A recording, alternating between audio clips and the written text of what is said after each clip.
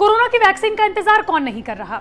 आप, हम और पूरी दुनिया इस वक्त सिर्फ एक ही चीज का इंतजार कर रही है और वो है कोरोना के खिलाफ वैक्सीन का। और इसका दरअसल कारण भी है, क्योंकि पूरी दुनिया इस वक्त कोरोना के खिलाफ एक जंग लड़ रही है। भारत में कोरोना संक्रमण के मामले 63 लाख के पार पहुंच चुके हैं।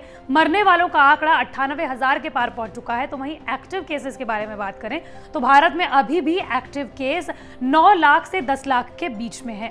लेकिन ऐसे में एक अच्छी खबर आई है और वो भी सरकार ने दी है इशारों में। दरअसल सरकार ने तमाम राज्यों से राय मांगी है कोरोना की वैक्सीन के भंडारण में और उसे किस तरीके से बांटा जाएगा इसके बारे में। आपको बता दें कि इसी साल ये उम्मीद की जा रही है कि इस साल के अंत या अगले साल के शुरू तक कोरोना की वैक्सीन कोई ना कोई बना लेगा। और ऐसे में भारत सरकार पूरी तरह से तैयार रहना चाहती है कि जब भी वैक्सीन आएगी उसे लोगों तक बांट दिया जाए। नमस्कार, मैं हूं आपके साथ श्रेया बहुगुणा और आप देख रहे हैं न्यूज़ तक।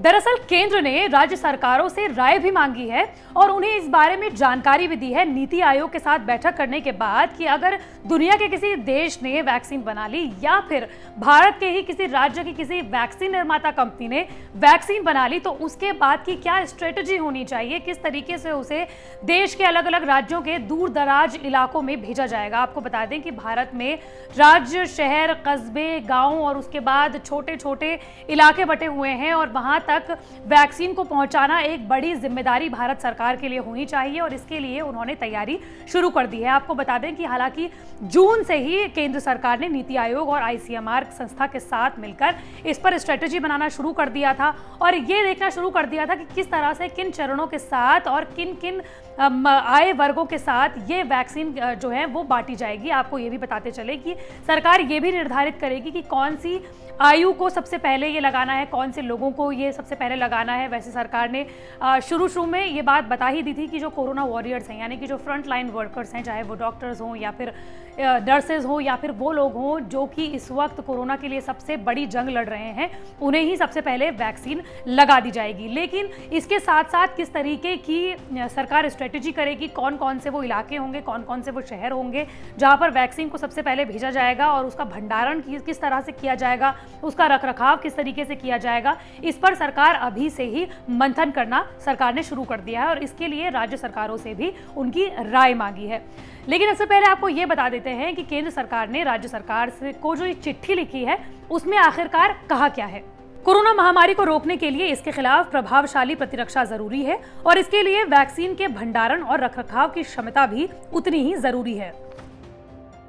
इससे एक बात तो तय हो जाती है। दरअसल कुछ समय पहले हमने आपको बताया था कि सीरम इंस्टीट्यूट ऑफ इंडिया के सीईओ अदार पूनावाला ने सरकार से पूछा था कि सरकार किस तरीके से 80,000 करोड़ रुपए का इंतजाम करेगी अगले साल तक लोगों तक वैक्सीन बांटने के लिए। उसके बाद सरकार ने हालांकि इसका जवाब भी दिया था कि 80,000 करोड़ की जरूरत नहीं पड़ेगी क्योंकि राष्ट्रीय टीकाकरण अभियान के तहत सभी लोगों को देश भर में वैक्सीन लगाई जाएगी। और आपको ये भी बता दें कि वैक्सीन जो कोरोना की होगी वो एक ऐसी वैक्सीन होगी जो कि हर उम्र के लोगों को लगाई जाएगी। आपको बता दें कि इससे पहले जो तमाम टीके आए थे उनमें से ज्यादातर टीके ऐसे थे जो कि किसी विशेष आयु वर्ग के लोगों को लगाए जाते थे और उसमें ज्यादातर छोटे बच्चे शामिल होते थे। लेकिन कोरोना के खिलाफ जो वैक्सीन तैयार की जा रही है उसे हर उम्र के लोगों को लगाना होगा, चाहे वो बच्चे हों, बूढ़े हों, नौजवान हों।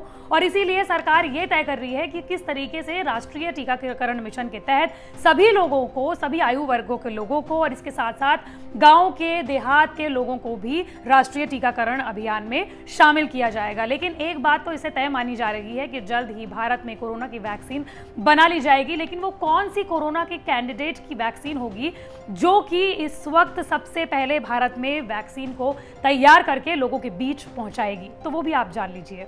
आपको बता दें कि दुनिया के तमाम देश इस वक्त कोरोना की वैक्सीन बनाने में जुटे हुए हैं और उसमें भारत भी बिल्कुल पीछे नहीं है। भारत कम से कम एक ऐसा लौता देश है जो कि 60% वैक्सीन का उत्पादन करता है और चाहे वो मर्स हो, इबोला हो और वो तमाम वायरसेस जिनकी वैक्सीन बन चुकी हैं उसका उत्पादन के साथ साथ वो उन्हें उन तमाम देशों में भी भेजता है जहां पर इस वायरस से संक्रमित लोग रहते हैं।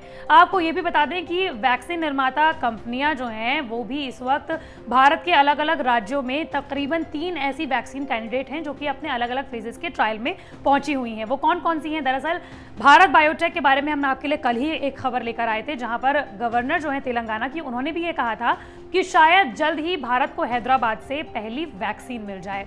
तो ऐसे में उम्मीद की जा रही है कि भारत बायोटेक की वो वैक्सीन हो सकती है जो कि ICMR यानी कि Indian council of medical research के साथ मिलकर एक वैक्सीन बनाना शुरू कर दिया है। इसके साथ साथ आपको बता दें कि एस्ट्राजेनेका और ऑक्सफोर्ड के साथ मिलकर भारत ही नहीं बल्कि दुनिया की सबसे बड़ी जो वैक्सीन निर्माता कंपनी है सीरम इंस्टीट्यूट ऑफ इंडिया, वो भी भारत में अलग अलग फेजेस के ट्रायल में उसकी वैक्सीन चल रही है। और आपको ये भी बता दें कि तीसरे चरण का ट्रायल भी उसका शुरू हो चुका है भारत बायोटेक के साथ। और इसके अलावा जाइडस कैडिला की जो वैक्सीन है वो उसका भी परीक्षण इस वक्त पहले फेज में भारत में चल रहा है। और ऐसी उम्मीद की जा रही है कि इन तीनों वैक्सीन में से हो सकता है कि भारत बायोटेक की और सीरम इंस्टीट्यूट ऑफ इंडिया की वैक्सीन भारत में सबसे पहले मिले। और इसके अलावा आपको ये भी बताते चलें कि चीन और रूस ने अपनी वैक्सीन का उत्पादन भी शुरू कर दिया है, उसे मंजूरी भी दे दी है। और भारत ने भी ये कहा है, ICMR ने खास तौर पर, कि जो भी भारत की जो वैक्सीन है और दुनिया की जो तमाम वैक्सीन हैं, अगर वो कोरोना के खिलाफ लड़ने में 50% भी प्रभावशाली रही तो उन्हें मंजूरी दे दी जाएगी। और ऐसे में हर कोई ये उम्मीद कर रहा है कि जल्द ही